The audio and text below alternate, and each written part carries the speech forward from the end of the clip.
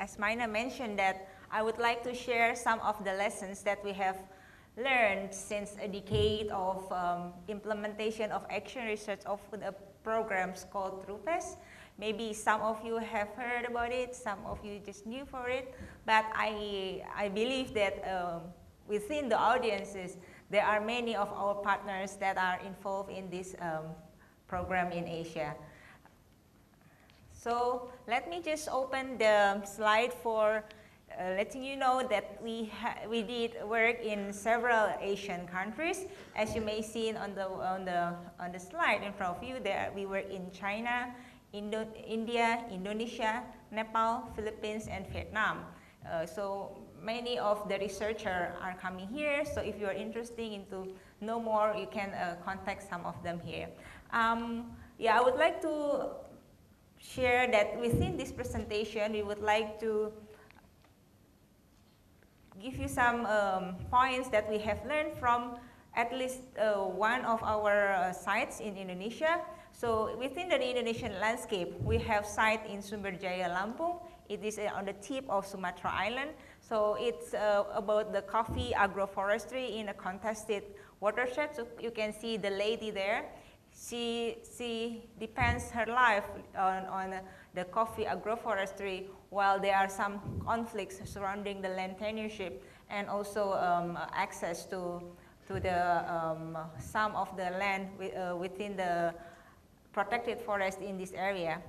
There's also another landscape in Bungo, Jambi. So this landscape contains the rubber agroforestry within nearby the series of national parks surrounding the patch. So if you see this slide, can you tell me which is forest, which one is farmlands? We cannot really see which is define as forest and which is the kebun, or in Indonesia it is like farmer's land. So in terms of the structure, you can see they are almost the same. There are some forests, there are some trees on the farmer's land, and there are also dense tropical forest in the next to it. So we cannot differentiate. The only difference is only the institutional that have structured it. So another case is that we want to share is the one in Saqqara. So this is in West Sumatra. So you can see that this landscape, actually this is the forest. This is the state forest land, which have been somehow getting attempted to do the reforestation effort from the government, but however, it hasn't been aligned with the local priorities, and now this is the state until currently. So we would like to share that the starting point why ICRAF engaged in the RUPES program in the beginning in the last this decade. So we consider that ecosystem services is substantially above the intensified agriculture. And when we also make notes that ecosystem services is not only produced by the forest, but also the landscape outside the forest, which is the farmland and other agricultural structure. And as you know that ecosystem services within this landscape has not been recognized, and even if there are some counting of this nature capital might not be having not it begins. Even in ESP, I maybe have to ask, though, do we have agriculture working group? Not yet, yeah. Well, that's why, I mean, the ecosystem from agriculture land even has not been being counted in the government decision. So so we can see that it's their current high rate of loss of this type of landscape and also ecosystem services provided by those landscapes. Otherwise, we have to be still optimistic that the trend is reversible if rules and incentive align with the local knowledge, and there is motivation in maintaining this in terms of the carrot, stick, sermon, these three policy triads. So there is maybe a way to reverse the trend. So if you see this slide, you can there is some stones coming from the up of Rinjani mountain. They put it in a temple, and if you want to, if you come to this temple, usually you stand like a couple of meters from the stones and trying to count it, right? And if you count it, you can end up in any numbers, and the locals believe that you never can have the same number every time you count. And when I asked mine how much, he said 32. I said, it looks like 33 or 34. Well, you can see that at the local level, counting can be considered as religious, right? It isn't just right, just about getting the number right as the answer. So within eCraft, we observe that there are 3 types of local, the ecological knowledge that has to be considered. The first one is about the local ecological and spiritual knowledge. The second one is about public and policymaker ecological knowledge, which only in this case you see that there are signboard from the government about this temple. And we also need to consider the modular ecological knowledge, where the counting, the real counting to provide the hard numbers will be done. So we can see that making ecosystem services count, it requires multiple knowledge types. So this will be the outline of the talk. I have given this phase for the learning landscape, and from here I will, Meine will switch on the topics. Now we see, and if you start with, this is a landscape somewhere in Kenya, if you see on the left hand, it is closed canopy forest, and then it becomes an open farm system, and then we get trees on the farm. So basically what you see here seems to be a miniature version of the diagram where we see there's a spatial pattern in which forest and more open land and farms with trees are interacting. And we can see that as a multiple form of what is the spatial organization. And we have in one extreme, all the agriculture is here, all the nature is there, and all the production forest is there. And another version we have that there's a little bit of everything everywhere. We have a fine mosaic of natural elements, productive elements in that. Which one is better? We don't know. Which one do we find? A range of things. Where is policy so far heading? Well, most of the time policies are still heading in towards the large segregation of large blocks, and we think that's only one of the choices and maybe not the best one. There is empirical data of this forest transition, and this is a paper published in Forest Policy earlier this year. People look at the FAO data of forest cover, reported forest cover, and there's many problems with the data as such, but okay, if we look at reported forest cover versus human population density, then we can split the countries in 2 groups. Yeah, there's about, in this data set, about 29 countries that are already in positive mode. They've passed the forest transition point. They're reporting that their area of forest is increasing year by year. And there's 83 countries that report that their forest is still in declining mode. Now, on the left-hand panel, we see that by and large, of course, the more people, the less forest at this level. But we split the countries in 3 groups. The yellow points are within 10% of the mean trend. The green points have 10% more forest than one would expect given their number of people. And the red points have more than 10% forest less than you would have expected on that. Now, you then ask, where are the points of countries that are increasing their forest? Well, they're actually in the same cloud of points. By and large, they actually were countries that were already pretty good in their forest in the first place. And it's not the countries that have deforested most are the ones that started to increase. So there is some interesting patterns at that scale, but of course it is within the limitations of what these reported forest areas actually mean. If you look at Indonesia, it's a country of very rapid deforestation, and yet, depending on forest definition, Indonesia is already past that forest transition point. And this is data about the type of tree cover that we see in this country over time from 1990 till 2010. If we look at the lowest line, the actually untouched natural forest, we see a very rapid continuous decline. If we take the forest definition of the Ministry of Forestry and include all the plantation mist in it, then we still see a small decline. If we include all the stuff and all the land that within the international forest definition is accepted to be forest, and that means any shrubby stuff and anything that has the potential can count as forest, then we actually already see an increase of forest in this country. And we can express that in this graph.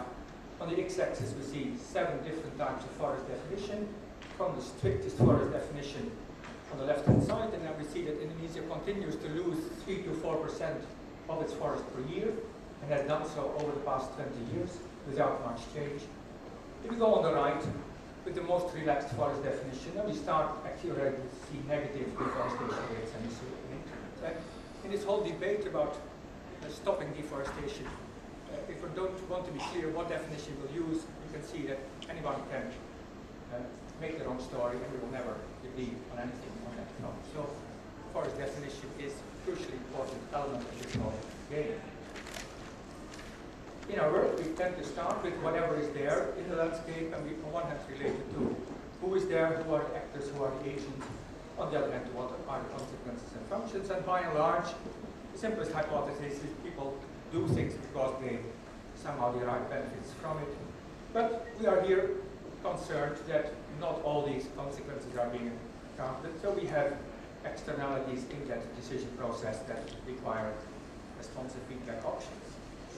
In order to have these feedback options, you actually need to know what are the drivers and what would the actors respond to. So we can see in our instruments 2 broad categories. There's a group of instruments that tries to address it at the actor level.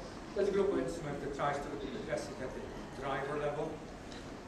There's one group that talks about rules and regulations and laws and sticks and everything about that. And we have rights-based approaches at the generic level. The land use planning, we have them at the level of the individual and the access to specific forms of land in the landscape. We have a group of economic instruments, and some of them are at the macro level and designing a set of economic policies within which factors do. And we have a group of instruments that target the individuals for positive environmental concepts. Now the concept of payment for ecosystem services is basically that E2 type mechanism. We target individuals for performance-based part on it. That's very clear already here that you can only do that if you understand the other parts of the component. At the same time, in doing that, and that is the triad of carrots, sticks, and sermons, the motivational part, the institutions, the identity are a crucially important part of that game. And whatever you try to work with economic incentives, if they don't align with that, you might be losing value very quickly. But this is the sort of scheme we're looking at the moment. I think where are these positive incentives for environmental service, and where do they sit in that broader platform of functions that we see?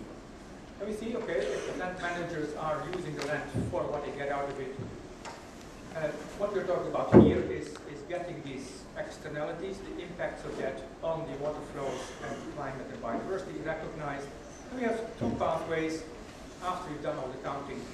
And the one is the national pathway and the national accounting and the national policies. And if the President of Indonesia promises to reduce emissions and still wants 7% economic growth, is that achievable, and what do they need to do at that level? And the other level is feedback loops at a lower scale that come into the environmental quality movement. Now, we've done quite a bit of work on this reducing emissions from deforestation. 6 years ago in Bali, there was this conference of parties of the Climate Convention that accepted two important new mechanisms. The one is that reducing emissions from deforestation.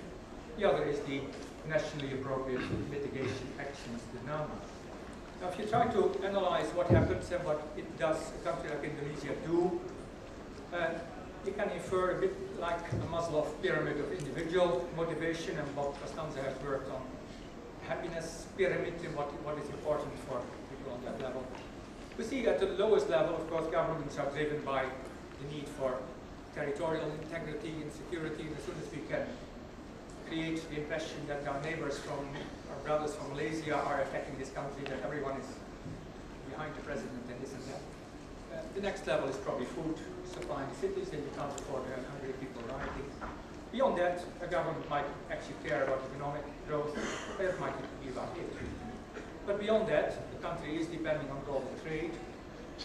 And some people in the country care about environment and health. And there is this sense of core identity, and I think Steve's talk gives an example of that.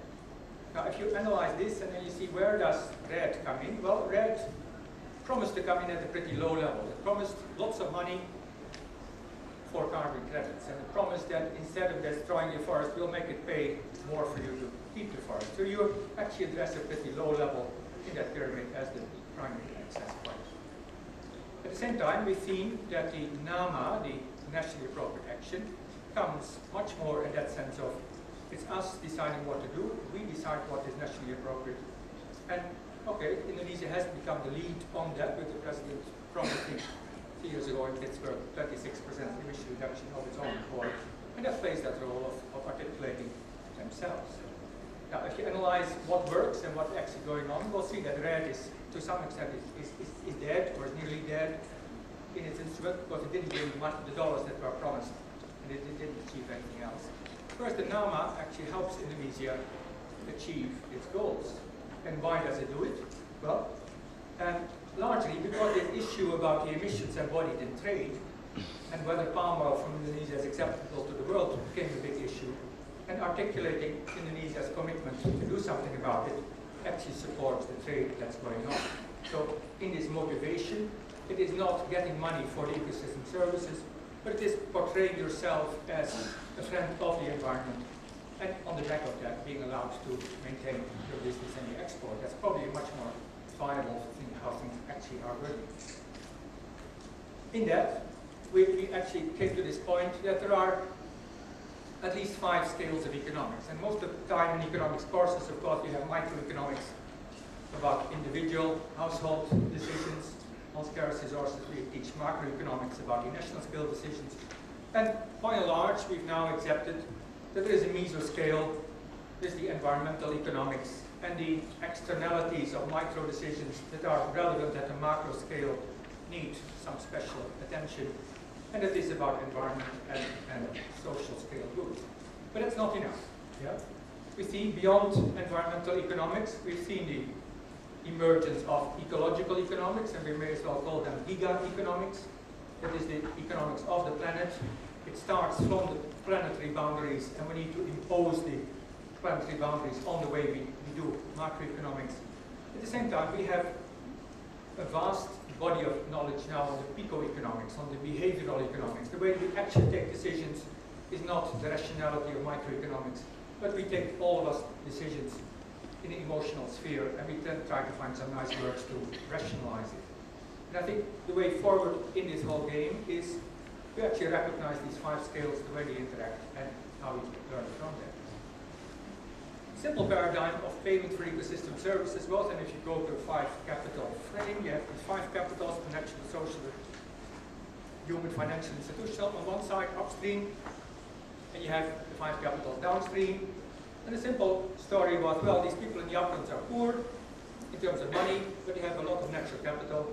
And the people downstream are rich in money, but short in natural resources. So we send some money upstream, and we get some natural resources, natural capital downstream, and that's the exchange. So we exchange dollars for ecosystem services, and we make a deal out of it. What we've learned, by and large, is that it is not like this. Yeah, and that to make it actually work in practice, we need links at the social capital level, we need links at the human capital level, and we need very much an exchange. If there is an exchange for dollars for ecosystem services, there also has to be the exchange of respect for cooperation. And we can't expect cooperation without respect. And that, when we started RUPES, the dominant thing was, first of all, these people downstream, they never even said thank you to us, and we need that recognition. So from a dominantly economic paradigm, payment for ecosystem services is about getting more money, and then you get the services. We learned really it is about the types of relations that we've seen, example, in Bali have a long-term history here. So we then see that if you talk about it is about conditionality, it is making sure that there is a link between performance and investment. Well, the simple version of PES would say, well, we actually will see proof that ecosystem services are generated and then we send you some money, and if you don't deliver the ecosystem service, then sorry, you don't get money. We move from there towards, is it actually about a condition of the system? And the indicators are not the services per se, but it is that capitals are maintained or growing. Or is it about actions? Is it about or is it about commitment?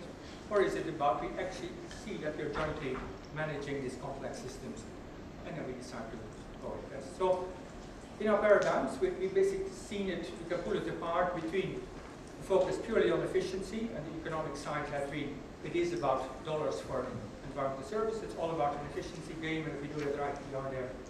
On the other hand, it is a fairness game. It is about respect, cooperation. In between that, we've seen these three paradigms that are all part of the payment for ecosystem service domain. There's the concept of commodification, and even that comes in two flavors. Yeah, we can try to make the ecosystem services like a commodity and have market rules operate in something like carbon. It also comes about linking the ecosystem services to goods that already have a commodity characteristic. The second paradigm is compensation, and a lot of what we see in the European frame is maybe in terms of compensation. It is a modified subsidy, it is imposing rules on people and then making sure economically they can. But the last paradigm is the co-investment, and that is aligning the carrots, the sticks, and the sermons so that we actually come to joint decisions on what to do. And that's applicable even where rights are contested and where the ecosystem services are not as available as they are supposed to be in the compensation part.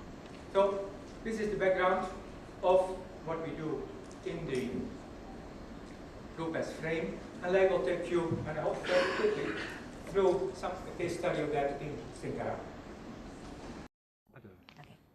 Okay, as I mentioned earlier, that we would like to see you to zoom in into one of the RUPES sites, which is in West Sumatra. It is over there. So the Saqqara watershed is one of the watershed in West Sumatra. This watershed is the home for Minangkabau ethnic group. The watershed itself, it's like about 74,000 hectares.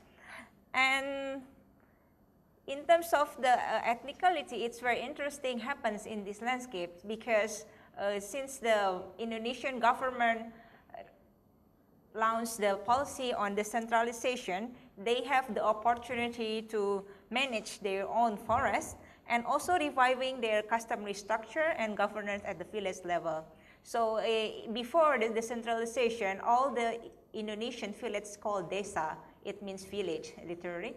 But after the decentralization, each area can have their own unique name that reflect their customary institution. In Saqqara case, in Minangkabau case, it's called Nagari. So the main income of these people is coming from dry agriculture and fisheries. So you can see on the slide that there are the landscape on this watershed. So on the top, you will find some reforestation efforts by the government, which is contained of the pine, monoculture pine. And in the middle area, you will find multi-strata trees in terms of the agricultural garden, agroforestry garden. There's contains of different local fruits and also timber trees planted by the local communities. And on the bed area, the nearby the lake, there's like vegetable gardens and other intensive agriculture. So this is the landscape of the lake. So you can see the lake in the middle over there. And they're surrounding by the villages or by the nagaris of 12 nagaris. And if you see the point out there, there is a hydropower company that can feed the electricity for 3 provinces nearby.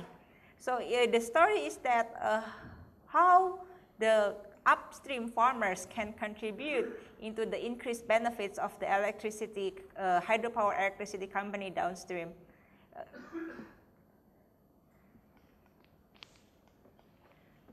So this is the landscape of the land cover of Saqqara. So you can see that it's quite patchy with different type of land cover, starting from the forest, mixed garden, agriculture, rice field, shrub, grass settlements, and also the water body, which is the Lake Saqqara itself that feeding the hydropower. So we recognize here that there are some different perceived watershed issue from different stakeholders in Saqqara. First, the locals have problem that they said that there is some decline of water quality for daily needs, which reduce the ikan bili. So ikan bili is a small fish. If you go to the Padang restaurant nearby, so it will be it's like a very famous fish. You make it with the sambal, it's very delicious.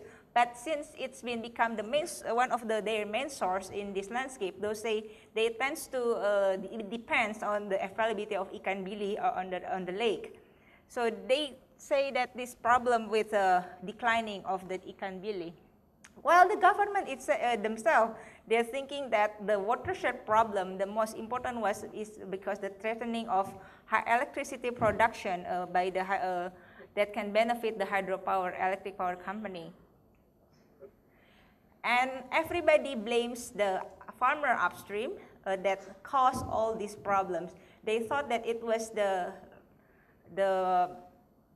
deforestation upstream that can cause all of this sedimentation and erosion within the lake and give all the problems onto their face.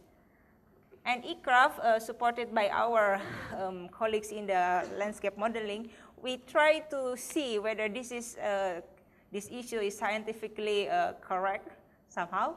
And we can see that actually the water quality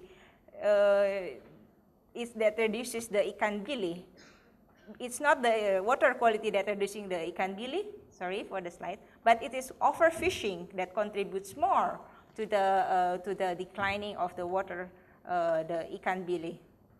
And people people that always blames the deforestation, maybe they need to rethink about this reason, because after we do some ecological modeling and hydrological modeling in this landscape, it seems that the reduction of water quality mostly caused by the eutrophication, which is contributed by the garbage surrounding the lake rather than the sedimentation and erosion from upstream, which somehow this will influence the performance of the hydropower company.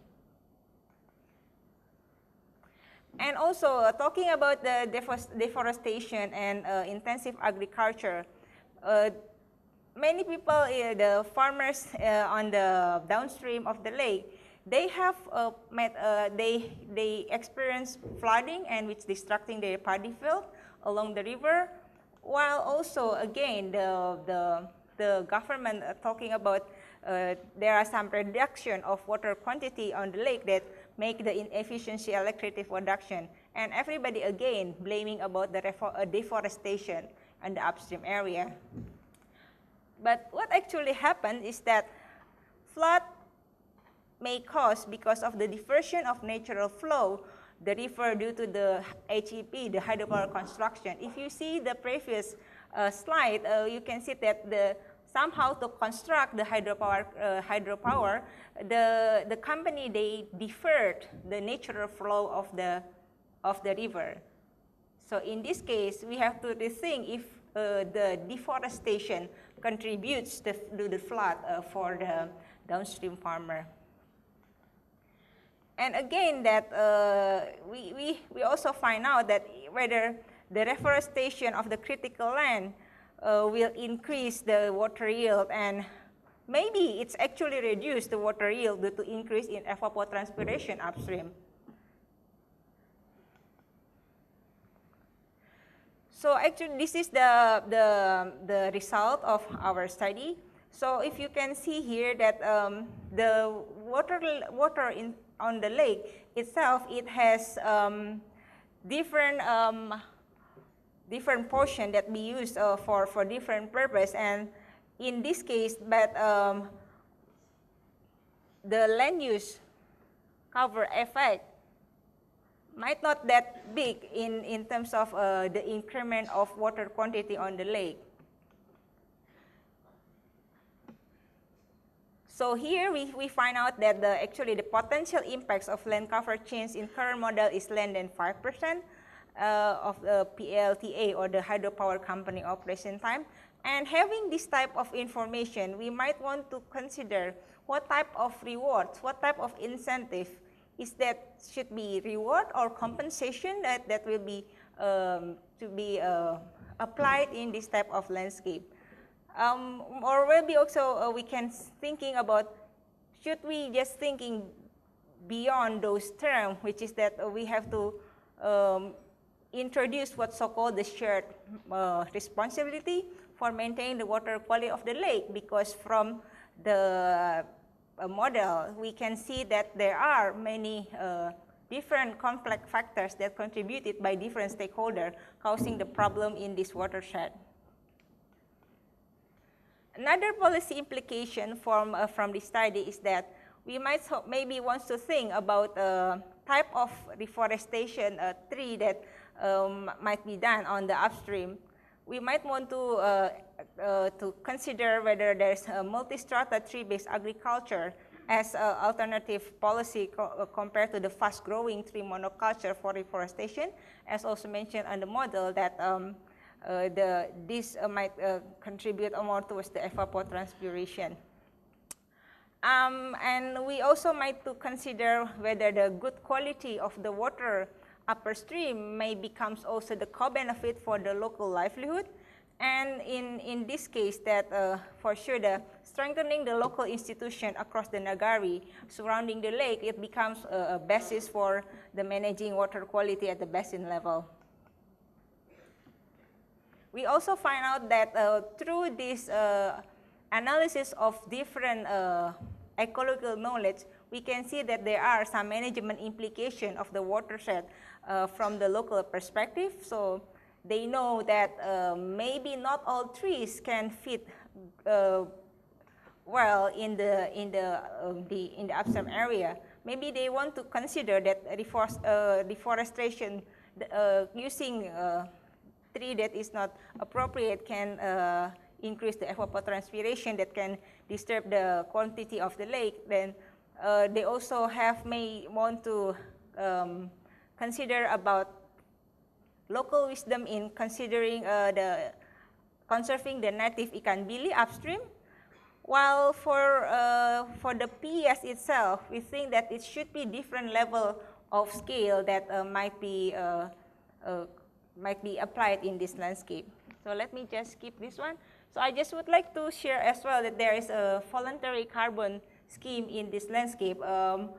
Knowing that this type of mechanism is also can be applied as an incentive. This is the characteristic of the voluntary carbon. There we have the two sites starting in 2009 and 2010 with the international buyers. And from here we want to see how it can perform under the current customary institution. And this is what happens in 2010. Although that the farmers have been engaged in very closely in the design of the mechanism, there are some discrepancy in the achievement. As you can see here, that somehow they not perform well. And from this case, we would like to see why it happens. First, we want to see that through the lens of institutional dimension. The first one, we want to see how the various actors interact each other, and having these elements of institutional design and performance. We see that it seems that people not going well each other, because somehow the institution managed by the high social standing in the village. So in this case, it makes some frustration and then also some weak contract governance. And then from there, we come out that why it happens. This is the customary institution that takes place, but why it doesn't happen? while we also try to encourage the local culture to be embedded into the mechanism. And then we start to observe, doing by some analysis, seeing that which institution that preferred by the participants. And after we do some more observation with the local communities, it seems that the existing customary institution, somehow they have not good interaction with because of this, somehow they are not ready enough for this innovation, which is for sure is being introduced by the international agency. And somehow we also see that somehow the project should incorporate a supportive institution, and from our level, not only depends on a certain the customary design. We also can see that there are sense of collectiveness and social bonding and eagerness to embrace the innovation and institutional improvement, but somehow this try to motivate participants to continue the scheme following the performance from the first stage. So for the future challenge, we talk to the local government to think more about the sufficient capacity building, and also facilitate and monitor to ensure that they remain consistent within the scope of contractual agreement. In terms of the interaction, we can see that the customary institution may allow a dominant role of the local elite. In here, we somehow link it to the decentralization issue, that although there is the policy on decentralization, but somehow it's still lack of clear policy status and regulation at the national level, and even the implementation at the Nagara level. And for this, we also highlight that there are some future challenges about the flexible rules and synergy between the customary laws and the new environmental governance institution, and also having clear governance laws at all levels, the district, provincial, and national level. Okay, let me just give it to Meine for the...